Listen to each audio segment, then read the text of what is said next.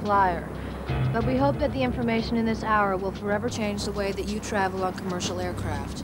For me, it already has.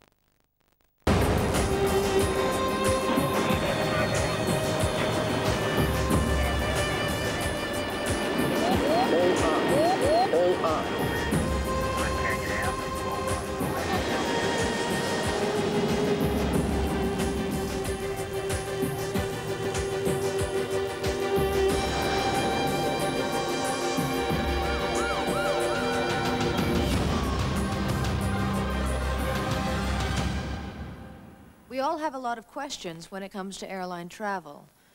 Do you ever wonder why they allow unrestrained babies to sit on their parents' lap while you are urged to keep the seatbelt fastened?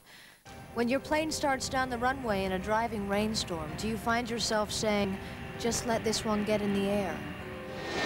When you go from a big jet to a smaller propeller plane, do you wonder if you are as safe? When we travel by plane, there always seems to be so many questions, and nobody with an answer. But in the next hour, you'll get the answers, and many of them will startle you. Let's take a look at reality. These last few months have been trying times for air carriers. 9 serious incidents and 4 devastating crashes have put aviation safety on the front page. December 20th, an American Airlines flight 965 careens into a Colombian mountain. 160 people perished. Peru. Again, no survivors. April 3rd, another fatal accident. The military version of the Boeing 737 crashed into a hillside in Croatia, killing 35 people, including Commerce Secretary Ron Brown. As we're about to find out, any number of things can go wrong when you fly. And when something does, there may be no worse way to die. There was a tremendous explosion in a whirlwind tornado throughout the entire airplane. My first thought was, oh my gosh, this isn't an emergency. It's the worst crisis possible. My first realization, and to be honest, is that you're probably going to die this afternoon. When we hit the water, I felt myself blacking out, and I never expected to regain consciousness. Fathers grabbed for their children, husbands grabbed for their wives. It was absolute stark terror. Over and over, we hear that flying is the safest way to travel. Based on the number of people who fly each year in the U.S., your chances are 3 million to 1 that a major carrier or commuter crash will kill you. Those are pretty great odds. But tell that to the hundreds of passengers who went down on these devastated planes.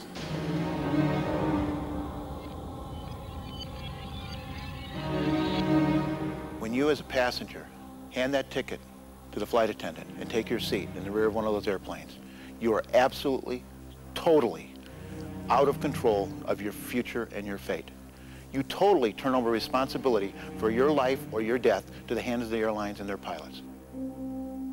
The airline industry says we have nothing to worry about. But when we talk to aviation experts, the safety picture that airlines paint doesn't look so rosy. The more you know, the more you're aware of what's going on, the better you will be able to comprehend it and realize what you should be afraid of and what you shouldn't be afraid of. In Collision Course, a book Ralph Nader co-authored on airline safety, he says safety often takes a back seat to airline economics and government politics. Aviation safety is like a rubber band. You know, the risks increase and nothing happens. The risks increase and nothing happens. And then at some point, snaps. We don't want to get to that point. As we get into the future, we're going to see accidents happening almost every week in our newspapers, major catastrophes. When I regained consciousness, we were sinking, and the water in the aircraft was about up to my nose. I was engulfed in the flames, and I knew that I was in fire. Everything that wasn't tied down was airborne. It was as loud as laying under a train on a track when the train's going over. You couldn't hear yourself scream. Once you hit the ground, you literally have seconds before the cabin is engulfed in this thick smoke. And when I say thick, you can barely see your hand in front of your face, and you can't breathe. And I was in intensive care. I almost died the first night. And my wife and son, youngest son, got there, and I said, what about everybody else? And her big blue eyes filled up with tears, and she started to cry. She said, not everybody made it. These people all lived through the absolute horror of a crash. But what went wrong? Why couldn't they beat the odds? Why did their planes go down? Up the ramp they go. This trip is going to be fun. The motors are started. Fasten seat belts. Look, we're starting to take off. And then up, up into the air. We'd all like to think flying on an airliner is one big joyride. But it's essential that everyone around that plane works as a team. If any one person makes a mistake, it can be the beginning of the end. Clear to go, Northwest. Northwest Flight 255 started out like just about any other.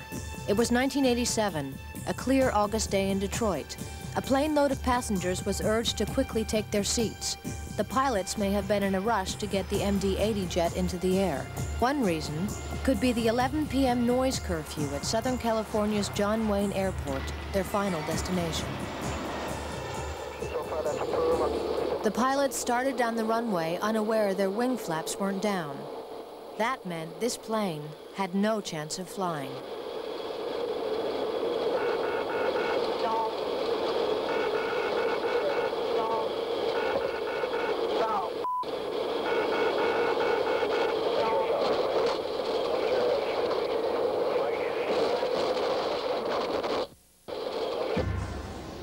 156 people died, including 4 infants, as the plane clipped light poles, smashed into a rental car building, and burst into flames on the freeway. And he just started banking left and right. There's this big wall of fire. The chief cause of accidents continues to be human error, very often crew error in the cockpit. Tim Neal is a spokesman for the Air Transport Association, which represents the major air carriers. Airlines don't like to see their planes go down in flames. Some of those problems are difficult to solve when you're talking about human failure. You know, why did somebody screw up? Why did they forget to do something? Why did they compound the error? The key new thing I think that we're going to see in the years ahead is the monitoring of pilot performance during flight, an analysis of that so we can see where we need to do some more work. Many studies say that more than 6 out of 10 crashes are primarily the fault of the flight crew, the people flying the plane. According to the National Transportation Safety Board report, the probable cause of that Northwest tragedy was a failure to perform some of the most basic cockpit procedures. But only a year later, it happened again. Same problem, different airport. This time in Dallas, 3 pilots of Delta 1141 also forgot to set their flaps because they were chatting with a flight attendant. In this ironic twist, the black box recording foreshadows the tragedy to come. Discuss about the dating habits of our flight attendants so we can get it on the recorder, you know, in case we crashed and the media would have some kind of a juicy tidbit. Is that what they're looking for? Yeah, you know that Continental that crashed in Denver? Did you read that? Yeah, they were talking about the dating habits of one of the flight attendants. We got to leave something for our wife and children to listen to. Power set. Engine instruments look good. Airspeed's coming up both sides. 80 knots. Engine failure. We got an engine failure. We're going to take it. 941. Full power. Boeing 727 hit the ground tail first and erupted in a fireball. 13 people died. All 3 pilots survived. What we've just seen is 2 cases of serious pilot error. But sometimes, it's the skill and determination of a good pilot that's responsible for saving the lives of many passengers. There's no better example of that than United Airlines Flight 232. On 232, we were flying along on this beautiful July Wednesday afternoon, the last day of a 4-day trip for our crew. Jan Brown-Lohr was a flight attendant on the DC-10 jet. She was heading home to Chicago July 19th, 1989. And just out of the blue, this loud explosion, which was our number 2 engine. The cockpit announcement was we had shut down the number 2 engine and would be a few minutes late arriving at O'Hare. United Captain Denny Fitch began his journey as a passenger on Flight 232. Just outside of Sioux City, Iowa, the back engine exploded, cutting off all steering controls. The pilots were suddenly flying a plane that was, in layman's terms, like a car with no steering wheel and no brakes. The wide-body jet could fly on the remaining engines, but it couldn't be controlled and it couldn't land. Denny Fitch got out of his seat and went to the cockpit on a mission. What he saw was a captain and his crew in a life-or-death struggle. I said, would you like me to do the throttles? To which he agreed, and for the next 30 minutes I began my own research laboratory. And I was ready to die if necessary. The next thing that came to my mind was a flight instructor I had years ago. And he basically taught me, never give up. Never, ever give up. And so with that mindset, I went to work for the next 30 minutes and tried to tame the beast. We had several infants sitting on laps, so I came back on the PA and made the announcement that parents with lap children place them on the floor, position them on the floor at this time. As I was saying it, I thought, this is so absurd. I can't believe that this is what we're doing.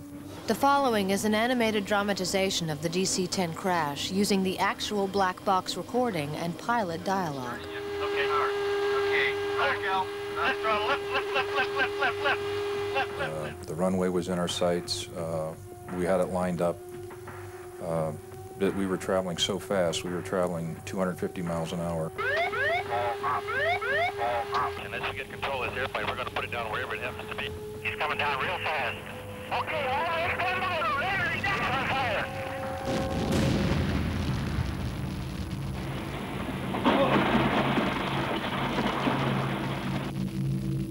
You could not have imagined how hard we hit. Miraculously, 184 people lived through this unbelievable crash.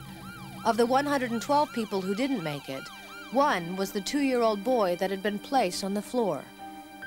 The first person Jan Brown-Lore saw outside the wreck was the boy's stricken mother. She just looked up at me and said, "You told me to put my baby on the floor, and I did, and he's gone." And I thought, I'll have to live with that for the rest of my life. The people I think about every morning when I step out of the shower and I see the scars on my body. And I think about both survivors and those that died. The 112 are in one seat, and the 184 that lived are in the other. And at all costs, I have to keep both seats out of the dirt every day. Some days are better than others, that's all.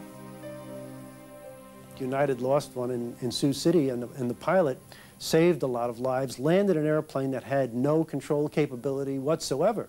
The amazing thing is when they put all the instructors and the test pilots in the simulator and duplicated it, they all crashed and they couldn't do that. It's an amazing thing. Ever been to an antique air show? Go to any major airport, because airlines in the U.S. have the oldest fleets of planes in the Western world. Did you know the average age of a Boeing 727 that's still flying is over 22 years old?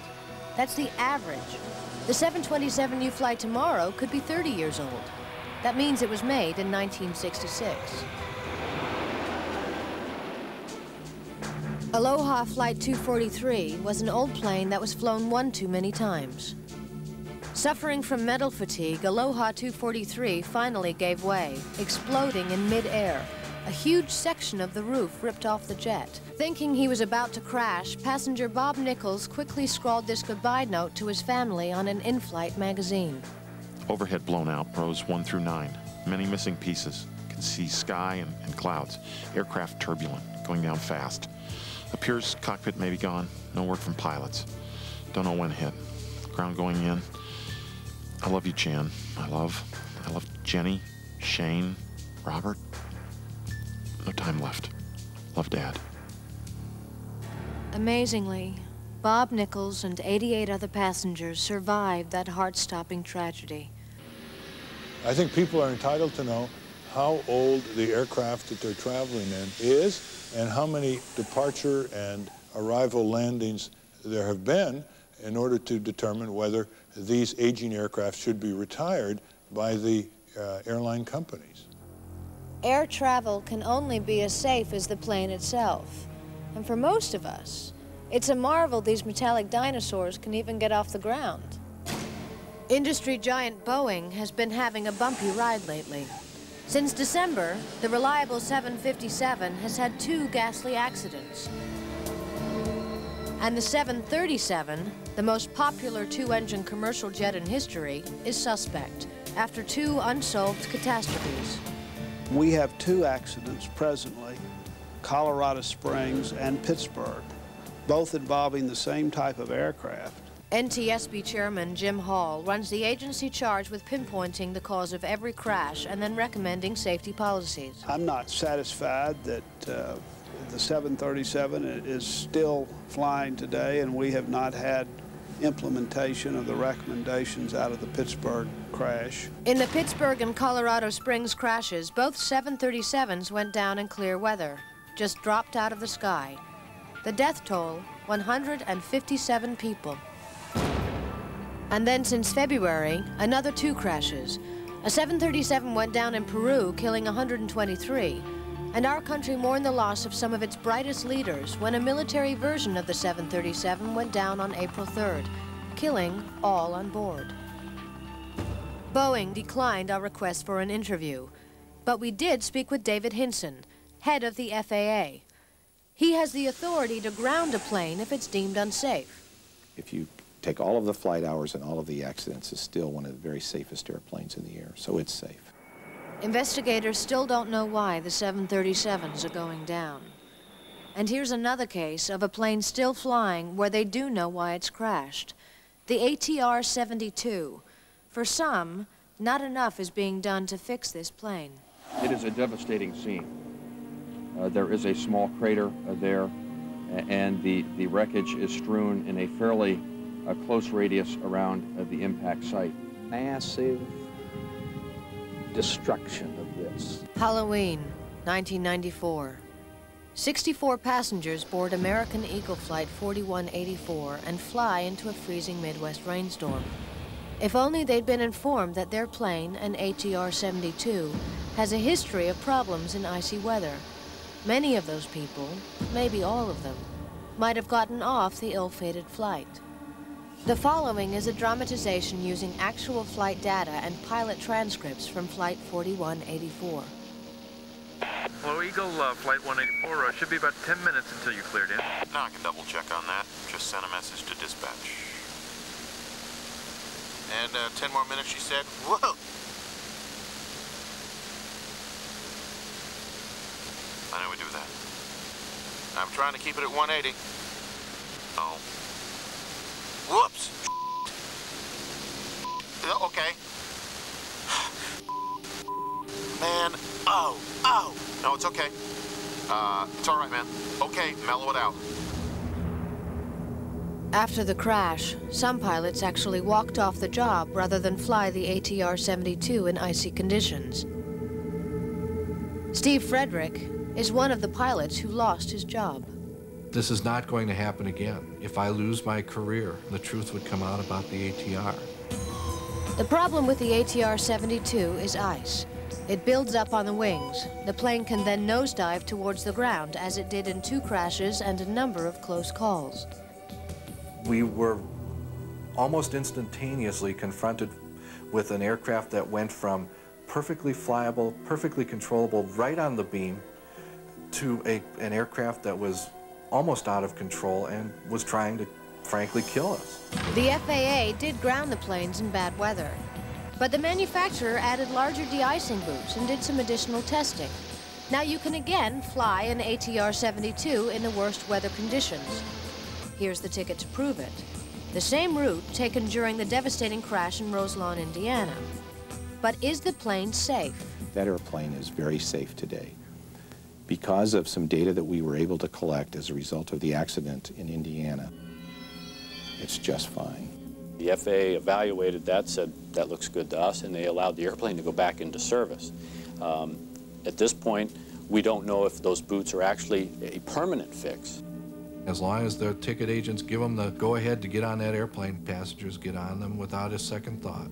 And I think that people should start having second thoughts. Take a look at where they are placing their behinds. And while we're at it, we should watch where we're landing. Another factor in the risk equation is the safety of the airport. Pilots look at LaGuardia in New York as a real challenging airport. They say that you need a sort of a fighter pilot mentality to come into LaGuardia because there's a steep angle of approach and there are short runways, and Flushing Bay is sitting right at the end of the runways. We're slowly coming down in altitude, but having to make these turns right around all these buildings, monuments. Another difficult approach is Washington, D.C.'s National Airport, rated the most challenging by pilots in a Condé Nast poll. It's very unusual because you're coming down this river and you're looking out over here for the airport, following visual points on the ground, and your attention is really diverted away from flying the airplane. At many airports, including National and John Wayne in Orange County, California, local regulations are in place to reduce jet noise. Okay, as we come up to 1,500 feet, reduce thrust to the minimum available for level flight. 1,500 feet. Which hopefully will reduce the noise. That changes the way a pilot can fly the plane. At John Wayne, steep angles for takeoffs and landings create a wild ride. National and John Wayne, they're by far the worst. They're an accident looking for a place to happen. We pull back the thrust of the engine to reduce the noise. Now, no pilot really likes to do that. We have to ask ourselves, is a quiet neighborhood more important than passenger safety? The problem that I have is everybody wants electricity, but nobody wants the power company in their backyard. When you get on an airplane, you'd like to walk 5 minutes to the airport instead of drive an hour. But is convenience more important than safety?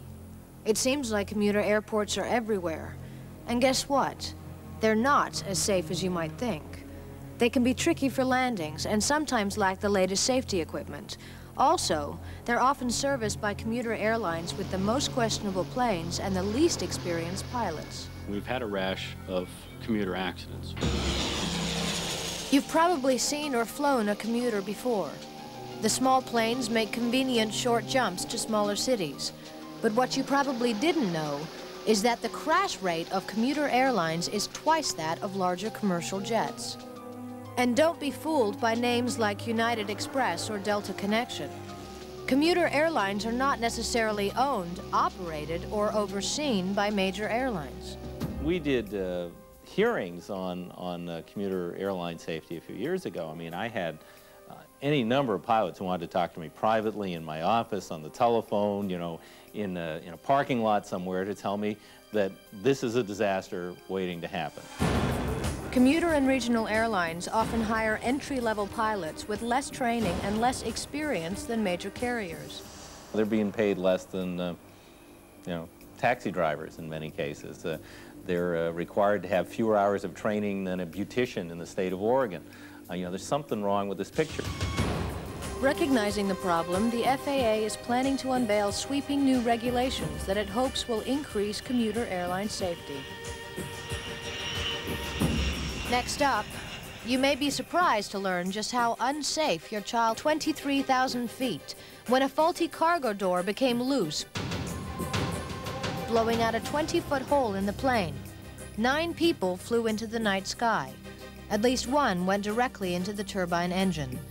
Bruce Lampert was one of the lucky passengers who survived. United 811 was every air passenger's worst nightmare. It could be your nightmare. That same United jet is back, flying passengers over the Pacific. We found that repaired 747 at San Francisco International Airport, certified to fly. Would you buy a ticket?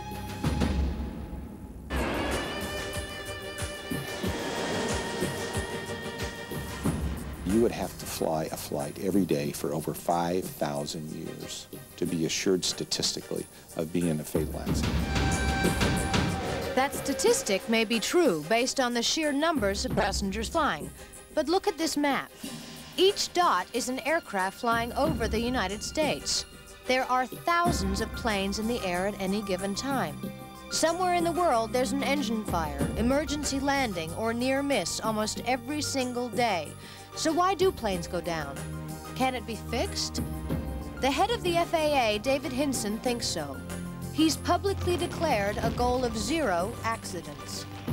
I do believe that we can reach 0 accidents for extended periods of time and probably somewhere out in the future get to 0 accidents. I really believe that can happen.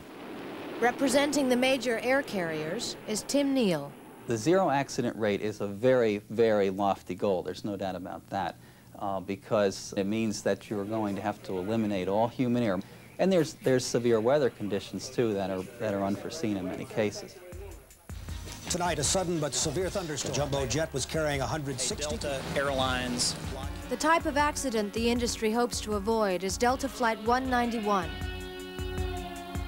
The 1985 crash was an imperfect combination of human error and extreme weather that brought a plane raining down from the sky. It was pouring down real hard. We seen lightning strike, but we don't know if it hit the plane or not. It's also become an example of how the government and industry came together to help prevent similar tragedies. Landing check complete. Okay, thank you. This stuff is moving in. We're going to get our airplane washed. Well, I've got lightning to the right there, Bill. Yeah, I see lightning coming out of that one straight in front of us. What? There's lightning coming out of that one. Where? Right ahead of us. As the Lockheed L-1011 descended below 1,000 feet, the pilots flew into an enormous black storm cloud. I'm going to lose it all of a sudden. There it is. Push it up. Push it way up. Way up. Way up. Okay, we're losing airspeed. Bud. I don't know if this is stable. Oh, okay, there you go. Push up. Way up. Push it up. Way up. The crew didn't know they were caught in treacherous wind shear conditions until it was too late.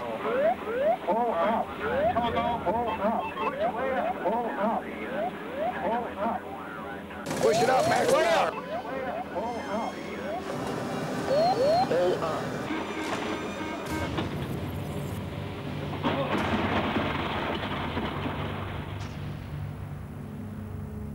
The plane clipped a car on a freeway, then skidded onto the airfield, exploding in flames.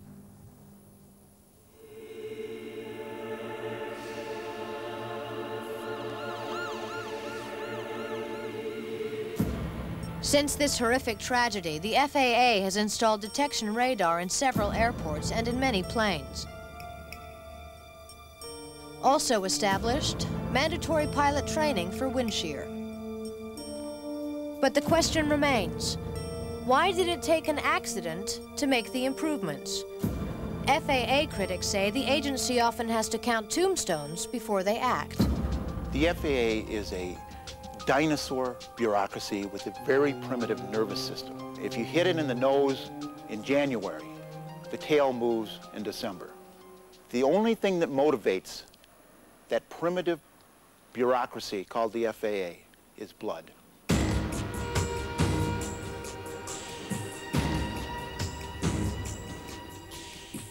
Many, many instances have been documented where the FAA has identified a problem. They put together a study group to analyze the problem. They work with the industry to try to solve the problem. And while that committee is meeting and pouring coffee and eating donuts, an accident happens and people are killed. As soon as those people are killed and that blood has been spilled, then the FAA issues a change, a modification or a rule that solves the problem. But the only thing that seems to motivate the FAA in this country is when people die. That's exactly what some air traffic controllers are saying about the petrifying breakdowns and blackouts of their antiquated system. It absolutely reduces the margin of safety. We shouldn't have to wait until we have a mid-air collision to say that was unsafe. If they don't deal with the critical breakdowns of the air traffic control system, all it takes is 1 or 2 mid-air collisions between 2 large airliners, and we will have the worst aviation death toll in American history. Clear 3, 451 approved. I don't know that it is criminal, but at best it's immoral what has happened in this country in the air traffic control system. It's just it's a disgrace, absolute disgrace. These IBM 9020Es are the equipment controlling air traffic at Chicago Center, the world's busiest air corridor. The technology is so old that a 15-foot bank of the old IBMs have less power than this tiny computer chip. The bulky mainframe computers have so many outdated parts that it's nearly impossible to find technicians trained to fix them. To be perfectly honest with you, the system is strained that it seems from coast to coast. Radar has failed in Tampa, Atlanta, Phoenix, Los Angeles, Seattle, Pittsburgh, Washington. It is a coast-to-coast epidemic of 30 and 40-year-old equipment which is failing. It is true that there are parts of this system that are old and need to be replaced. It is also true that the FAA has been slow and not managed as well as it should have been in the context of some parts of the air traffic control system.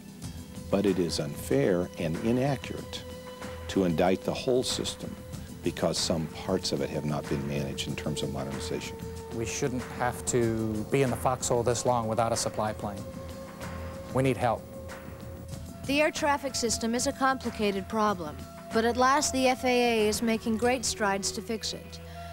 But there is another problem, one that needs only common sense to solve.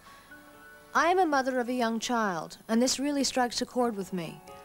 Why do we continue to allow infants to fly without being restrained in child safety seats? We bolt down the coffee pots, put away the glasses, tuck your carry-on bag under the seat in front of you securely, but just hold your baby on your lap.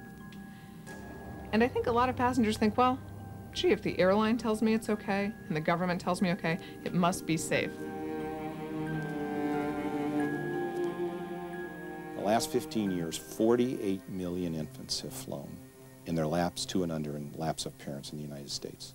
There have been 10 fatalities, as I recall. I think I'm correct. Maybe 8 of those were non-survivable in any case.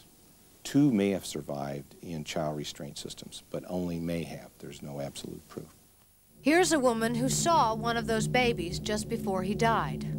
Flight attendant Jan Brown-Lohr believes she has proof the child could have been saved. Little Evan Sow was traveling to Chicago on his mother's lap.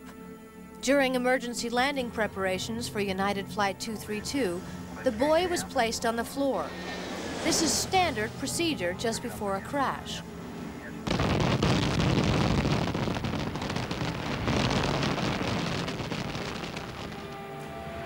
When the plane hit the ground, Evan shot off like a missile, 15 rows across the plane.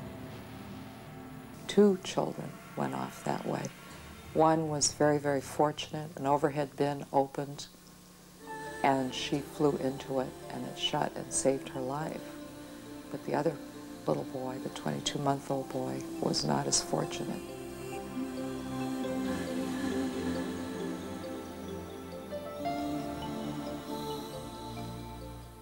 If we were to mandate child safety seats, we would push millions of people back into their automobiles with their children. I've heard people say, well, who wouldn't buy a seat for their children? A lot of people. A lot of people cannot afford that extra money who fly today. It is simply not safe, and I cannot fathom just hanging it all on finances. To me, when I see children sitting on laps, it's a game of Russian roulette. You probably will be lucky, but I am here to tell you, I came face to face with a woman who lost. For the last 14 years, Charlie Chittum has been improving crash survivability with tests like these, conducted at the Civil Aeromedical Institute in Oklahoma City. I'd say the 3 most important factors to getting you off an aircraft in a state of distress are speed, and speed, and speed. Every time you fly, follow these 5 essential steps recommended by aviation safety experts. Here's number 1. There is no safest seat. Every crash is different. However, your best bet is an aisle seat on or near an exit row. When I sit on an aircraft, I sit in the center of the aircraft at an overwing exit, and that is structurally the strongest part of the aircraft, probably the last part of the aircraft to disintegrate in an accident. It's also essential to count the rows to all the nearest exits. In an accident, you may not be able to see the exits and will have to feel your way, row by row, out of the plane. On takeoffs and landings, Pull your seatbelt low and tight, so tight it may even hurt a little. The reason is to avoid what experts call submarining. That'll cause you to slide right down through the belt while it's tied. It could catch you under the shoulders here and dislocate your shoulders. If you slide through there, it could catch you under the neck and break your neck. If you're one of the jaded flyers who ignores the pre-flight safety briefing and information cards, that could be a big mistake. I do this for a living, and before I fly on any airplane, before the aircraft ever leaves the jetway, I've probably read that briefing card 10 times. If you read and train and read and train and read and train, when the situation arises, you can get up and do it just like that, no problem. Most importantly, don't take your carry-on bag when you have an evacuation. I was just at a cabin safety conference and I heard of a precautionary evacuation at Kennedy where a fellow came down the slide carrying a stuffed swordfish. I don't own a material possession worth losing my life over, and I'm quite sure that you don't own one worth killing me over. And finally, what we wear on a plane could help us survive a fire. I would recommend wearing natural type fabrics. Keep as much as your exposed skin covered as possible. Wool and cotton with tight weaves retard fire. No shorts, no high heels. Wear hard-sole lace-up shoes so they won't slide off on impact. You may need shoes to run through glass, twisted metal, and even burning fuel. If you had a bushy head of hair and you had hairspray on it, and one of those little molten polycarbons of fire came down and hit you on the head, you'll get an instant haircut. And here's something all women need to remember. Never wear pantyhose or nylon stockings on a flight. Pantyhose, nylon stockings and things like that have a very low melting point. And if you start generating heat, they could melt on your skin and create severe burns on your skin. We conducted a test on pantyhose to demonstrate how quickly they melt and burn in the type of flash fire often encountered in a crash. Within seconds, the stockings fused to the simulated latex skin of the mannequins. Flight attendant and crash survivor Jan Brown-Lohr is all too familiar with this phenomenon. My nylons were the most lethal piece of clothing on my body. They melted to my skin. I had second and third degree burns on my ankles. Those nylons were deadly, and they are very painful. The irony is that most airlines require female flight attendants to wear nylon stockings as part of their uniform. Once again, the 5 tips that may save your life. Ask for an aisle seat near an exit row and count the seat backs all the way to the exits. Buckle up tight and always keep your seatbelt on during a flight. Pay attention to all of the safety instructions. Dress properly for flights. And remember, in an emergency, save yourself, not your baggage. Every single one of these 5 safety steps is something that we as passengers have control over. We don't have to be afraid of flying, just prepared. It's a very safe way to travel, but safety is really a dynamic thing. Just as aircraft technology and traffic patterns are changing, safety is something that requires constant vigilance. What's safe today isn't safe tomorrow. The whole safety of these systems will depend on how informed and how demanding airline passengers are. Passengers own the system. They pay for everything, from air traffic control down to the runways. And so they really should feel entitled and, in some sense, obligated to participate in the system and demand the highest level of safety. When we started this program, we asked a simple question. Why do planes go down? What we've learned is that there are no simple answers to this complex issue. But we do hope this program is opening some eyes about air travel. Our purpose is not to discourage anyone from flying, but to encourage everyone, including the airlines, to fly safer. We've already heard from the experts, but here's our own personal list of safety tips. When you book a ticket, know what kind of plane you're flying. Know when to fly. If possible, avoid heavy traffic times, congested airports, and bad weather. Look carefully at safety and maintenance records of airlines. You may have to dig a little on this one, but it's very important. Ask your travel agent, read magazines, write your congressman if that's what it takes. Demand answers. After all, your safety should be your priority. I'm Gillian Anderson. Thanks for watching.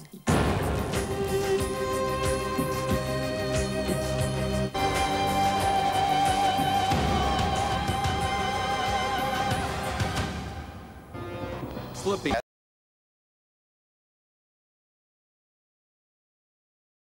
Is the result of a crash with a large truck. Unfortunately, most of these accidents also involve much smaller vehicles. In some cases, the truck is clearly at fault, and the damage is terrible. But too often, it's the fault of reckless passenger cars taking foolish chances with trucks. We're a society of risk takers. Oftentimes, we feel as if we're immortal. Our car is a tank, and when we're in that car, we're invincible. Maybe he thought the truck would back out of his way. Here's another reckless move drivers make all the time. Watch the white pickup bolt for the exit at the last minute. Watch again and notice that the big rig is still braking after the pickup is halfway up the exit ramp. At 55 miles per hour, it takes a fully loaded 18-wheeler the length of a football field to stop. And the results can be horrendous. Most truck accidents are caused either by improper lane changes, a passenger car, and just taking unnecessary risks. The driver of this Thunderbird cut in front of the truck at 75 miles an hour. But driving in the blind spot is the #1 offender. Amazingly, this man is unhurt when he and his car were dragged 150 yards underneath this semi. But I've never seen anything like that. That guy would still be alive after being run over like that? He's just lucky. His car was virtually invisible, hidden in a blind spot alongside the truck.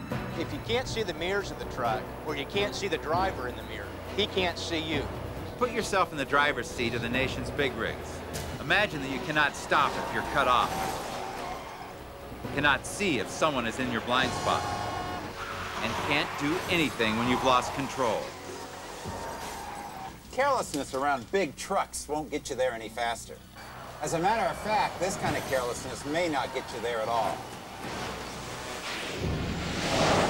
Accidents, by definition, are unexpected. But then come those moments that no driver's ed course can prepare you for. Moments that are truly bizarre.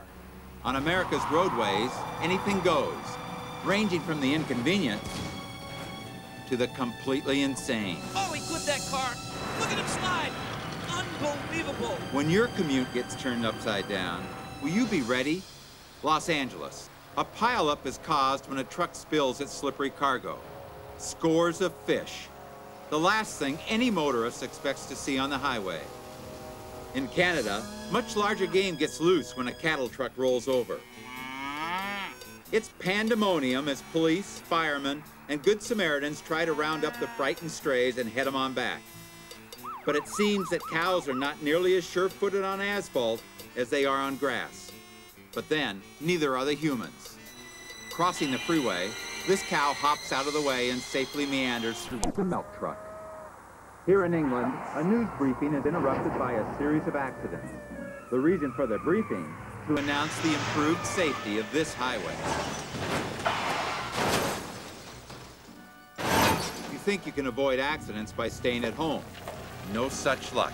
My car is it was in the garage, parked inside of the garage. Where is it now?